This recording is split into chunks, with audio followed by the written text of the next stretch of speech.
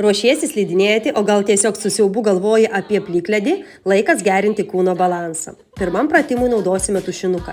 Sulenkiame vieną koją, ištiesime ranką su tušinuku į priekį ir vedame jį į kairę ir į dešinę.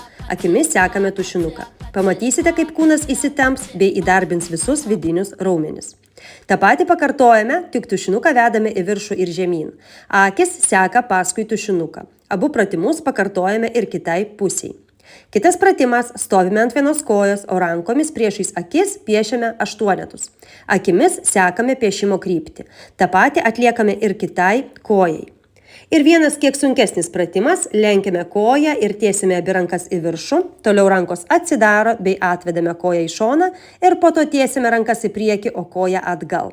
Kojos nepastatant grįžtame į pradinę padėtį ir kartojame.